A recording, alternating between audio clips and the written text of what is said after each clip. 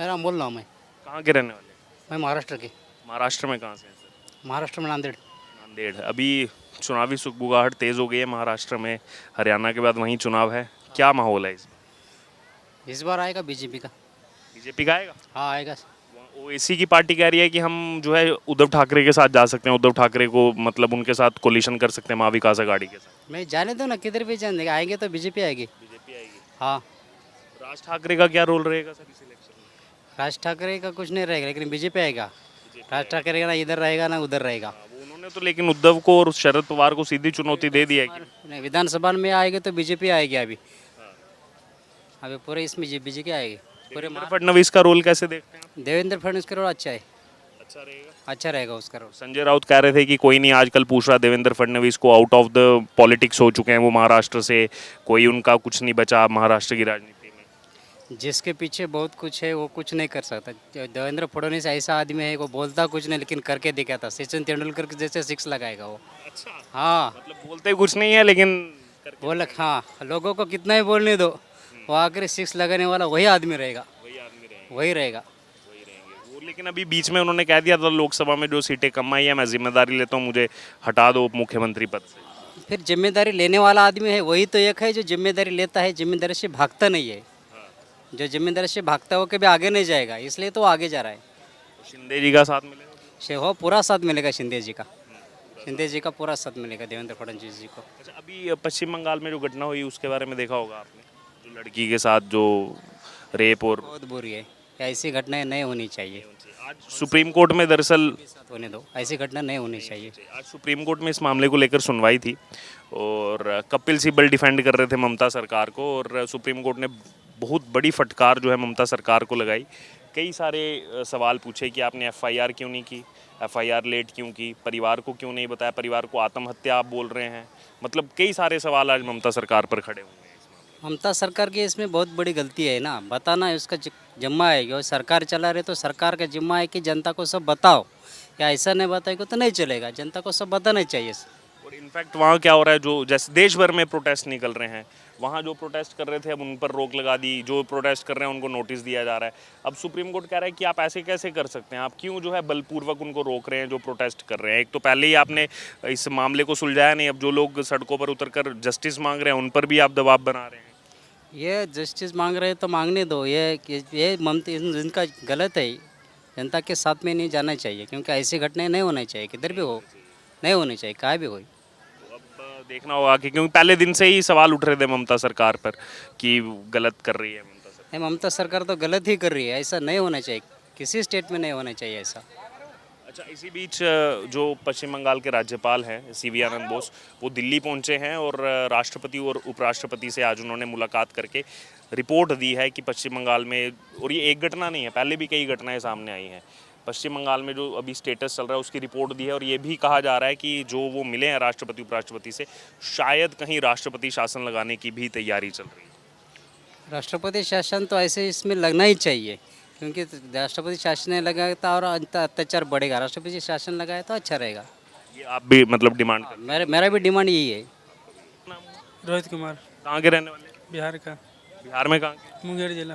मुंगेर जिले के। आपने सुना है बंगाल की जो घटना हुई, सुना पर उतना सुन रहे उसके बारे में जानकारी नहीं? हैं। आप में से सुना किसी ने बंगाल में जो घटना हुई बेटी? जी, क्या नाम है आपका? सागर, कहाँ के रहने वाले हैं? झारखंड, गिरिडीह। झारखंड के रहने वाले हैं। इस मामले में आज सुप्रीम कोर्ट में सुनवाई हुई है बंगाल वाले मामले में, और कई सवाल यहाँ पश्चिम बंगाल सरकार पर खड़े हुए हैं। एफआईआर में देरी करना, परिवार को देरी से बताना, हत्या को और रेप को सुसाइड बताना, कई सवाल आज सरकार की भूमिका पर वहाँ खड़े हुए हैं। आप कैसे इस हम तो बोलते हैं ये बहुत अच्छी घटना नहीं है, इसे सॉल्व होनी चाहिए ये घटना अच्छी तरह से। और बंगाल सरकार को इसकी तरह सख्त मतलब नियम लगाने चाहिए इसके ऊपर। सवाल ही सब बंगाल सरकार पर खड़े हो रहे हैं कि उन्होंने इस मामले में जो है कुछ लोगों को बचाने का काम किया है, अपराधियों को बचाने का। तो गवर्नमेंट सरकार को, इंडिया मतलब जो सेंट्रल सरकार है, उसे कुछ करना चाहिए इस मामले में, हस्तक्षेप करना चाहिए। हस्तक्षेप करना चाहिए। ये सबसे बहुत ज़रूरी चीज़ है। अभी आज आए हैं उनके गवर्नर, राष्ट्रपति, उपराष्ट्रपति, गृह मंत्री सबसे मुलाकात करके रिपोर्ट दे रहे हैं। और ये तो ज़्यादा जानकारी नहीं है, तो पता नहीं इसके बारे में भी। मतलब आप चाहते हैं कि जब अगर राज्य सरकार नहीं कर पा रही सॉल्व, तो केंद्र सरकार को आगे बढ़कर कुछ इसमें। हाँ, केंद्र सरकार को आनी चाहिए बीच में और उसे सॉल्व करनी चाहिए बहुत जल्द से जल्द। अच्छा, आज एक टास्क फोर्स भी बनी है देश भर के डॉक्टर्स की, वो ताकि ये सुरक्षा मानदंडों को वो तय करे, वो टास्क फोर्स में सरकार के और बाकी डॉक्टर्स को उसमें रखा गया है। इसको आप कैसे देखते हैं, सुप्रीम कोर्ट की तरफ से बनाई गई? और इसके बारे में तो जानकारी नहीं है तो मैं नहीं कुछ बता सकता। चलिए ठीक है। प्यारा हिंदुस्तान देख रहे हैं, मैं हूं आपके साथ अर्जुन खजूरिया। इस वक्त की बड़ी खबर आपको बता दूं जो कि आ रही है पश्चिम बंगाल में, जो कोलकाता में आरजीकर मेडिकल कॉलेज में एक बेटी के साथ, एक डॉक्टर ट्रेनी के साथ जो दुर्व्यवहार हुआ, जो जघन्य अपराध हुआ, रेप और मर्डर का, उस पर जो सुप्रीम कोर्ट ने स्वतः संज्ञान लिया था। उस मामले में सुप्रीम कोर्ट ने आज कड़ी फटकार जो है वो पश्चिम बंगाल सरकार को लगाई है और पश्चिम बंगाल सरकार की तरफ से सुनवाई में पेश हुए थे वकील कपिल सिब्बल। और कपिल सिब्बल भी अगर कहीं ना कहीं आप पूरे केस को देखेंगे, जो वहाँ पर सुनवाई चल रही थी, उसमें उस लड़की के पेरेंट्स की तरफ से जो कहा जा रहा था उसी पर जो है सवाल उठाना खड़े कर दिए थे यहाँ पर कपिल सिब्बल ने। और कई सारे सवाल यहाँ सुप्रीम कोर्ट ने उठाए हैं, चाहे फिर वो एफआईआर से जुड़ा मामला हो, चाहे फिर वो वहाँ पर जो बाद में झड़प हुई, जो वहाँ पर हिंसा फैलाई गई, तोड़फोड़ वहाँ पर की गई, उस पर सवाल उठाए गए। जब बताया गया पेरेंट्स को 3 घंटे तक बाहर रखा गया, उस बारे में पेरेंट्स को नहीं बताया गया। कई सारे सवाल आज सुप्रीम कोर्ट ने उठाए हैं और इसी बीच एक नेशनल टास्क फोर्स का भी गठन यहाँ पर किया गया है और सीबीआई से अब जो है स्टेटस जो है यहाँ पर पूछा गया है इस पूरे केस को लेकर के। इस समय इंडिया गेट पर हम मौजूद हैं, पूरे देश भर से लोग यहाँ घूमने आते हैं और आइए उनसे बात करेंगे, इस बारे में चर्चा करेंगे कि सरकार पर जो अब पहले दिन से ही सवाल जो है यहाँ पर खड़े हो रहे थे और अब सुप्रीम कोर्ट ने भी यहाँ पर कटघरे में खड़ा किया है पश्चिम बंगाल सरकार को, उसको लेकर के लोग क्या कहते हैं, लोगों की क्या राय है इस मामले में, जो पूरी इन्वॉल्वमेंट राज्य सरकार की नज़र आ रही है। आइए बात करते हैं। क्या नाम हुआ आपका? अजीत सर।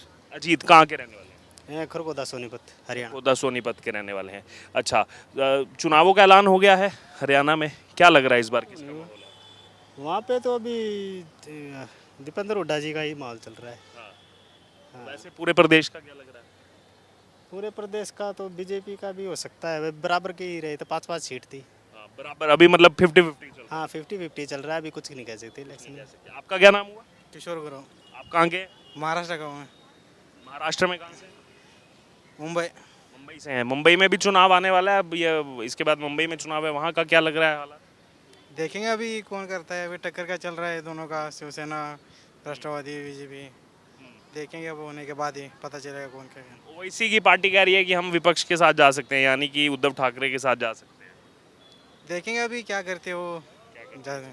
पश्चिम बंगाल वाला मामला पता है आपको, जो लड़की के साथ हुआ आरजीकर मेडिकल कॉलेज में, जो बलात्कार और मर्डर हुआ? बस ज़्यादा गहराई तो से तो पता नहीं है, वैसे मोटा मोटा पता है थोड़ा बहुत कि मेडिकल में कॉलेज में नर्सिंग को आज सुप्रीम कोर्ट में सुनवाई हुई इस मामले में और इसमें कई सारे सवाल जो हैं वो पश्चिम बंगाल सरकार पर पहले दिन से ही उठ रहे थे, ममता सरकार पर।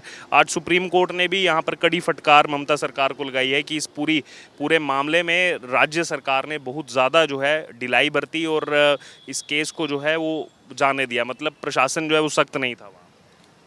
हाँ ढीला तो कर ही रहे हैं वहाँ पे, वरना अब तक तो उनको ढूंढना चाहिए था ना।